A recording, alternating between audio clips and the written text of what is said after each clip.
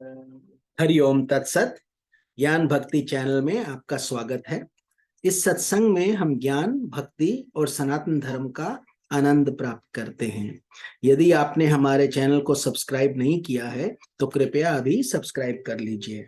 हमारा दंडवत प्रणाम है ब्रह्मांडीय ईश्वरीय शक्ति को, हमारे पूजनीय गुरुदेव श्री स्वामी ज्योतिर्मयानंद जी महाराज को, सब संतों और शास्त्रों को और आप सब में विद्यमान परमेश्वर को।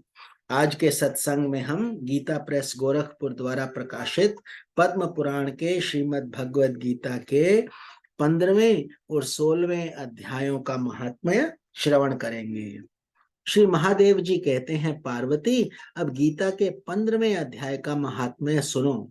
गौड़ देश में कृपाण नरसिंह नामक एक राजा थे, जिनकी तलवार की धार से युद्ध में देवता भी परास्त हो जाते थे। उनका बुद्धिमान सेनापति शस्त्र और शास्त्र की कलाओं का भंडार था। उसका नाम था सरभ मेरुंड। उसकी भुजाओं में प्रचंड बल था। एक समय उस पापी ने राजकुमारों सहित महाराज का वध करके स्वयं ही राज्य करने का विचार किया। इस निश्चय के कुछ ही दिनों बाद वह हैजे का शिकार होकर मर गया। थोड़े समय में वह पापात्मा अपने पूर्व कर्म के कारण सिंधु देश में एक तेजस्वी घोड़ा हुआ। उसका पेट सटा हुआ था। घोड़े के लक्षणों का ठीक ठीक ज्ञान रखने वाले किसी वैश्य के पुत्र ने बहुत सा मूल्य देकर उस अश्व को खरीद लिया और बड़े यत्न के साथ उसे राजधानी तक वो ले आया। वैश्य कुमार वो अश्व राजा को देने के लिए लाया था। यद्यपि राजा उससे परिचित थे, तथापि द्वारपाल ने जाकर उसके आगमन की सूचना की। राजा ने पूछा, किस लिए आए हो? तब उसने स्पष्ट शब्दों में उत्तर दिया, देव, सिंधु देश में एक उत्तम लक्षणों से संपन्न अश्व था, जिसे तीनों लोकों का एक रत्न समझकर मैंने बहुत सा मूल्य देकर खरीद लिया है। राजा ने आज्ञा दी, उस अश्व को यहाँ ले आओ। वास्तव में वो घोड़ा गुणों में उच्चाई श्रवा के समान था। सुंदर रूप का तो मानो घर ही था। शुभ लक्षणों का समुद्र जान पड़ता था। वैश्य घोड़ा ले आया और राजा ने उसे देखा। अश्व का लक्षण जानने वाले अमात्यों ने उसकी बहुत प्रशंसा की। सुनकर राजा अपार आनंद में निमग्न हो गए और उन्होंने वैश्य को मुंह मांगा सुवर्ण देकर तुरंत ही उस अश्व को खरीद लिया। कुछ दिनों के बाद एक समय राजा शिकार खेलने के लिए उत्सुक हो उसी घोड़े को लेकर वन में गए। वहां मृगों के पीछे उन्होंने अपना घोड़ा बढ़ाया। पीछे पीछे सब ओर से दौड़कर आते हुए समस्त सैनिकों का साथ छूट गया। वे हिरणों के द्वारा आकृष्ट होकर बहुत दूर निकल गए। प्यास से उन्होंने व्याकुल हो ही चुके थे। तब वे घोड़े से उतरकर जल की खोज करने लगे। घोड़े को तो उन्होंने वृक्ष की डाली से बांध दिया और स्वयं एक चट्टान पर चढ़ने लगे। कुछ दूर जाने पर उन्होंने देखा कि एक पत्ते का टुकड़ा हवा से उड़कर शिलाखंड पर गिरा है। उसमें गीता के 15वें अध्याय का आधा श्लोक लिखा हुआ था। राजा उसे बांचने लगे। उनके मुख से गीता के अक्षर सुनकर घोड़ा तुरंत गिर पड़ा और अश्व योनि से उसकी मुक्ति हो गई तथा तुरंत ही दिव्य विमान पर बैठकर वह स्वर्गलोक को चला गया। तत्पश्चात राजा ने पहाड़ पर चढ़कर एक उत्तम आश्रय देखा, जहां नाग केसर, केले, आम और नारियल के वृक्ष लहरा रहे थे। आश्रम के भीतर एक ब्राह्मण बैठे हुए थे, जो संसार की वासनाओं से मुक्त थे। राजा ने उन्हें प्रणाम करके बड़ी भक्ति के साथ पूछा, ब्राह्मण, मेरा अश्व जो अभी अभी स्वर्ग को चला गया है, उसमें उसका क्या कारण है?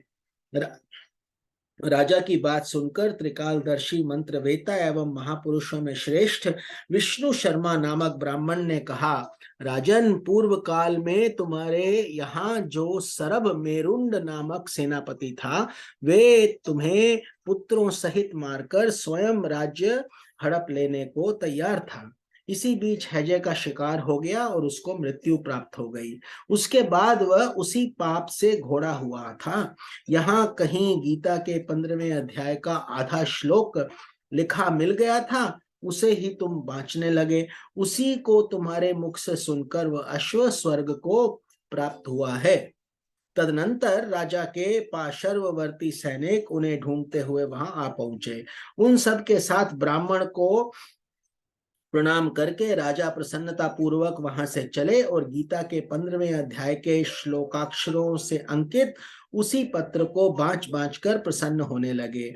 उनके नेत्र हर्ष से खिल उठे थे। घर आकर उन्होंने मंत्र वेता मंत्रियों के साथ अपने पुत्र सिंह बल को राज्य सिंहासन पर अभिषिक्त किया और स्वयं 15वें अध्याय के जप से विशुद्ध चित्त होकर मोक्ष प्राप्त कर लिया। श्री महादेव जी कहते हैं, पार्वती, अब मैं गीता के 16वें अध्याय का महात्म्य बताऊंगा, सुनो। गुजरात में सौराष्ट्र नामक एक नगर है। वहां खड़ग बाहु नाम के राजा राज्य करते थे, जो दूसरे इंद्र के समान प्रतापी थे। उनके एक हाथी था जो मद बहाया करता था और सदा मद से उन्मत्त ही रहता था। उस हाथी का नाम अरिमर्दन था। एक दिन रात में वह हठात सांकलों और लोहे के खंभों को तोड़ फोड़कर बाहर निकला। हाथीवान उसके दानों और अंकुश को लेकर उसे डरा रहे थे, किंतु क्रोधवश उन सब की अवहेलना करके उसने अपने रहने का स्थान हथीसार को ढा दिया। उस पर चारों ओर से भालों की मार पड़ रही थी, फिर भी हाथीवान ही डरे हुए थे। हाथी को तनिक भी भय नहीं होता था।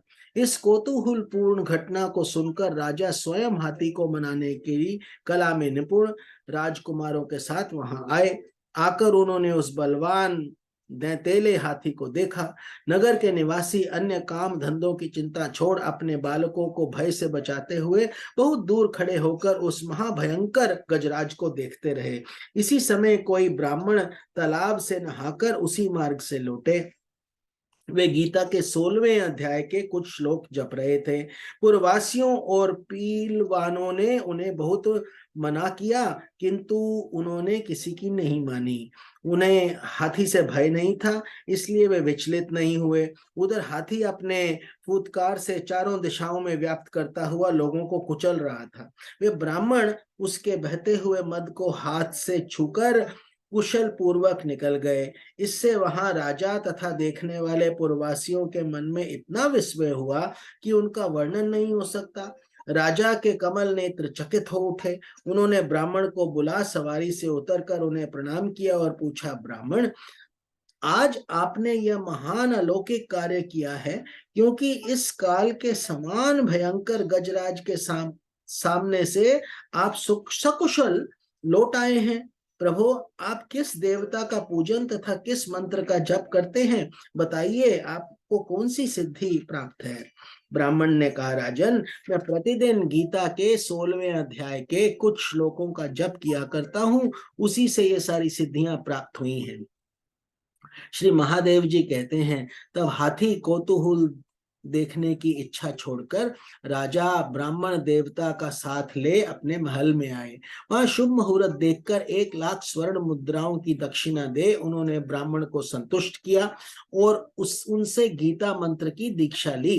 गीता के 16वें अध्याय के कुछ श्लोकों का अभ्यास कर लेने के बाद उनके मन में हाथी को छोड़कर उसके कौतुक देखने की इच्छा जागृत हुई। फिर तो एक दिन सैनिकों के साथ बाहर निकलकर राजा ने हाथीवानों से उसी मत्त गजराज का बंधन खुलवाया। उन्हें भय की बात भूल गई। राज्य के सुख विलास के प्रति आदर का भाव नहीं रहा।